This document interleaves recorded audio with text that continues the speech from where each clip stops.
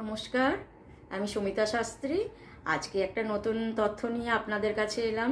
আপনাদের খুবই এটা ইনফরমেটিভ হবে, আপনাদের প্রাত্যহিক জীবনে অনেক কাজে লাগবে এই টিপসটা। তো এই উপায়টা বলতে পারেন ভগবানের কৃপা। তো সেই বিষয়ে আপনাদেরকে জানাবো।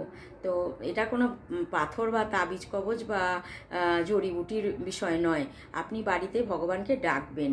এবার কি পদ্ধতিতে ডাকবেন, আপনি আর কি বারে কি জিনিসটা করলে আপনার সেটা কার্যকরী হবে, সেই বিষয়টা নিয়ে আপনাদেরকে জানাবো। না আপনাকে খরচ করতে হবে, না আপনাকে সময় দিতে হবে, না আপনাকে টেনশনে থাকতে হবে। সব কিছুর থেকে মুক্তি দিয়েই আপনাদেরকে আমি জানাচ্ছি। তো বিষয়টা হচ্ছে যে অনেক সময় দেখা যায় যে মানুষের ভীষণ রোগ ভোগেন, মানে রোগ ব্যাধিতে। এখন দেখুন, রোগ ব্যাধি মানুষের হয়, প্রত্যেকটা মানুষেরই শরীর থাকলেই তাতে শরীরে রোগ হবে। সেটা একটা নির্দিষ্ট নিয়মে হয় যে হলো কিছু সিজনাল কিছু ফিভার হয়, তারপর রোগ হলো সেরে গেল, এরকমও কিছু ব্যাপার থাকে। কিন্তু অনেক সময় কি হয় যে রোগ হচ্ছে অথচ সারছে না।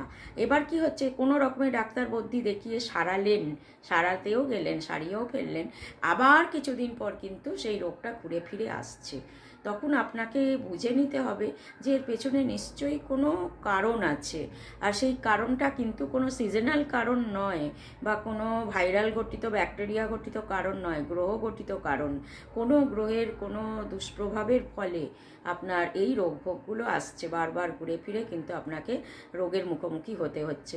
তো তখন আপনারা কি করতে পারেন, আপনারা তখন এটাই করবেন যে যখনই আপনার কোনো রোগভোগের ব্যাপার হবে, সেক্ষেত্রে আপনারা মঙ্গলবার করে উপোস মানে সারাদিন না, সকালবেলায় উপোস করে বজরঙ্গবলীজির পুজো করুন।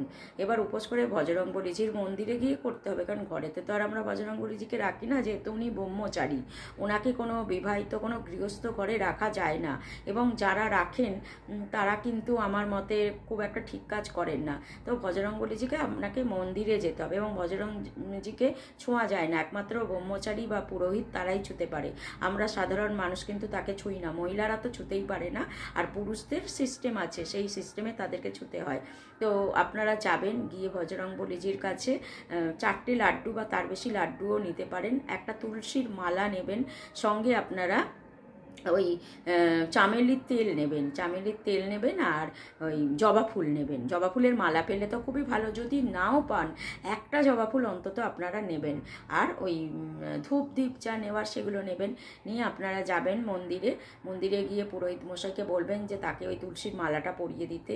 তারপর সেই আপনার 4টে বা 8টা লাড্ডু যেটা নিয়ে গেছেন সেটা পুরোহিতকে বলবেন নিয়ে পুজো করার জন্য।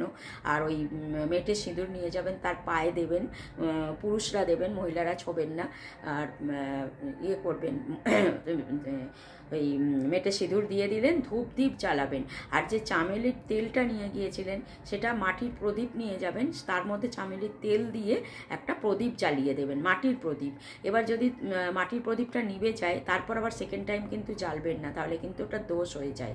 মাটির প্রদীপ নিভে গেছে সাইডে রেখে দেবেন, বা জলে ফেলে দেবেন, বা গাছের গোড়ায় রেখে দেবেন, কিন্তু সেটাকে সেকেন্ড টাইম জ্বালবেন না।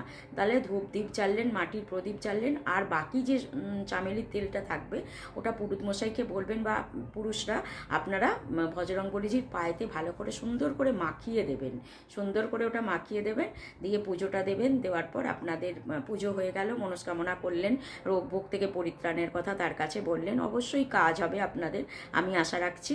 তারপর পুজোর পর যে প্রসাদটা আপনারা পেলেন, আপনারা অল্প কিছু মুখে টুকে দিলেন, আর বাদ বাকিটা ওখানের মধ্যে বিলিয়ে দেবেন, সবার মধ্যে বিলিয়ে দেবেন। তাহলে কি হলো, আপনার ভালোবাসা, আপনার আশীর্বাদ তাদের কাছ থেকে আপনি পেলেনও, আর যে আশীর্বাদটা আপনি পেলেন সেই আশীর্বাদটা দিয়ে কিন্তু আপনার পরবর্তী জীবনটা অনেক ভালোভাবে কাটবে, এবং আপনি রোগভোগ থেকে একদম পরিত্রাণ পাবেন, এটা আমি আপনাকে কথা দিচ্ছি। তো আশা রাখছি আপনারা আমার এই নিয়মগুলো পালন করবেন। তো আজকের মতন এখানেই শেষ করছি। আপনারা সকলে ভালো থাকুন। নমস্কার।